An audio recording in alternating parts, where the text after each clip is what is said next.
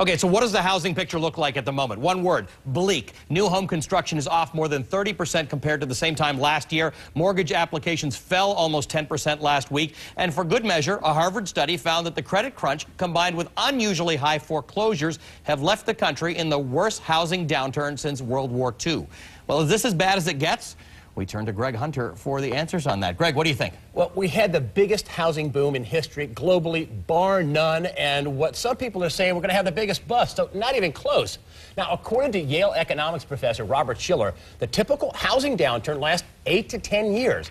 Last October, I asked Shiller if the housing crisis is a 9-inning baseball game, what inning are we in? His answer, just like that. First. So where are we now? Top of the second, maybe? Think of each inning as a year, and according to Shiller, we have a long way to go. We could end up in extra innings. Now, the latest Case-Shiller report showed home prices hit declines, with record declines, with a 15% drop in 1 year. Now, take a good look at this chart. Don't be intimidated by all the colors. It's actually quite simple. We're going to look at it in broad terms. You're looking at the future of all sorts of adjustable rate mortgages. Why does that matter? These are mortgages that are due to reset, which results in higher mortgage payments for millions of Americans. Take a look at the left side of the chart. Those are mostly subprime mortgages you've been hearing about. Now, they are all resetting with higher payments in mass into next year and beyond. Now look at the rest of the mortgages that are resetting. We're talking Alt-A, we're talking prime, we're talking payment option arms. These are not necessarily subprime. These are for people who have good credit in many cases. That's right. They're resetting all the way through 2011 with higher payments. Some call this a mortgage reset tsunami. And if you look on the right side of that chart, now this is scary, the drop-off in resets doesn't really happen until 2012. Now, with declining home prices hitting records, good luck on refinancing. Right now, millions of people owe more on their homes than what they can sell them for. We have seen more than 1 million foreclosures so far, with some predictions of 2 million more foreclosures to come in the not-so-distant future. So, are we at the bottom? Or, Allie, I wouldn't be catching that falling knife. You know, the other week when you were on after that, there were some blogs that were saying that you're too grim, and I don't do enough to cheer things up around.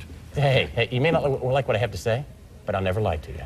I believe that to be true. Let's bring in a panel to continue this discussion. Maybe they'll make me look less like a prophet of doom. Brad Inman is the publisher of Inman News, an independent source for real estate news, and Nicholas Ratsinas is the director of Harvard University's Joint Center for Housing Studies. Two guests who we have had on before, very much, they know a great deal about this. Gents, you both heard what Greg Hunter has to say. He thinks the combination of these resetting higher mortgages and the situation that we're in with the housing prices suggests that we are not going anywhere fast in terms of recovery. Let's start with you, Brad. Do you agree with that? Yeah, we're in a mess, and it's hard to see a bottom right now. The only thing I would say, we got some news yesterday about the decline in home prices in California, falling almost 30% in 1 year. So unlike prior downturns, it's usually like an ocean liner that comes to port very slowly. This is like a jumbo jet that's come down very quickly. So the price acceleration declines are so fast that we've seen this 30 or 40% decline, which means we're reaching a more affordable level for the 3 or 4 million home buyers that are out there. Who've been holding on because they think that, you know, I don't want to buy into a falling market, or I don't want to catch a falling knife. You're thinking that people might just move in because the home is a good value? Well, there is opportunity. The challenge for home buyers right now is how much further will it fall? You buy today, and if it falls another 20%, you feel like you got a bad deal. But the intensity of the decline means that we're reaching affordability for incomes, which is one reason we got into this mess. And we used extreme mortgages to make up the affordability gap, which is what really caused the problems we're facing today. Nick, what do you think? Nick Ratsinas, you agree with that view? Well, there's certainly more reasons to be pessimistic than optimistic. As a report we issued earlier this week said, this is uncharted territory. We have had similar times of fall-offs and starts and sales, but not with the kind of national price declines. Brad's right. We are starting to reach levels of affordability, but now we're running into a wall called willingness to pay. People might think it's affordable, but they're very nervous about buying because they're afraid it's going to be worse tomorrow than it is today.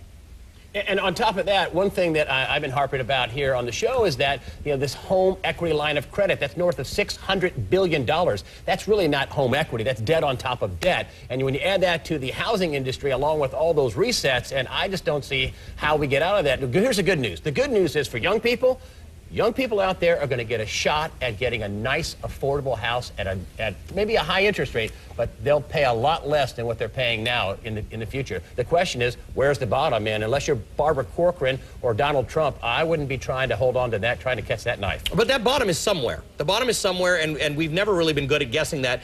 Nick, your argument is that you don't know how long we'll scrape along that bottom, but between people getting into the market who couldn't afford houses before and an aging population, there's going to be demand for homes. Yeah, I think it'll vary. This is an awfully big country, so it's hard to make guesstimates that apply to the whole country. For example, here in the Northeast, they didn't have the overbuilding that they had in the Southwest. So whenever we reach the bottom and troll along that bottom, it'll probably be before the Southwest. You look at the Midwest, that's got some structural economic problems. So until we figure out what that economy is going to be, that's going to be a really long road to recovery. Ultimately, we continue to be a growing population. Ultimately, we form more households, and they need a place to live. So if we can get through this, there will be a recovery, but it's going to be a while. You know, Brad, I had Jeff Rubin from CIBC. He's the chief economist over there at CIBC World Markets earlier on, and he said he continues to think these gas prices will remain high and go higher, and he said that is really going to hit that area of housing that has been most affordable now, those places with the longest commutes. Yeah, absolutely. If you look at the exurbs way out of the cities, the far-flung locations is where we've seen the biggest decline in prices. They also represent the longest commutes. People were willing to make those long commutes previously to find affordable housing. So they're going to get hit doubly hard now, because not only do you have a decline in prices, increase in foreclosures, lots of listings, but now the commutes are very, very expensive. So the urban areas actually are benefiting the most from all of this. The price declines are less. You know, the issue of gas prices aren't as great, and there's a lot of affordable, you know, inner-city urban condominiums that are on the market right now. But out in the suburbs are getting hit the hardest, particularly those ex-urban areas in the far-flung locations that have long commutes. Well, you don't want to jump into a housing market, too, and end up buying into America's next ghetto. I mean, if you buy into a subdivision that's way out, like you're talking about, all of a sudden the house down the street ends up, you know, with broken windows and people at night, firing up crack pipes. Hey, you got a problem. So yeah, that's going to be a real problem. It's one reason one of the initiatives by the government, the Congress is considering is what kind of aid can they give these communities to take care of this incredible supply of abandoned housing as a result of foreclosures. And it represents our next, you know, what we used to call an urban problem, our suburban problem. That's an interesting point. Nick, we've almost stopped talking about the government's role in all of this. I mean, it's almost like we've thrown our hands up. They took so long to acknowledge there was a problem, and then they took so long to figure out potential remedies for the problem. Is there even a role left for government now in this housing crisis? Well, it's getting late. I mean, you can contrast the role of the government in the housing market with the role of the Fed in the broader economy. Right. I mean, the Fed has been very aggressive, very nimble, sometimes subject to criticism. The government role to date has been recommending voluntary modifications, which seems to affect very few people. And even now, as they debate some possible legislation, it gets later and later. This whole market is spiraling in a bad way, and there's going to be a limit to what extent government can change that. All right, gentlemen, always a great conversation with you. Thank you so much. Nicholas Ratsinas is the director for the Joint Center of Housing Studies at Harvard University. Brad Inman is the publisher of Inman News, and our own Greg Hunter, always an expert. And as he said, you may not agree with him, but he won't lead you long. I hope you out there think that we were, you know, bringing you a good bunch of views on this thing. There's really nobody who thinks the housing market's very good right now. Coming up.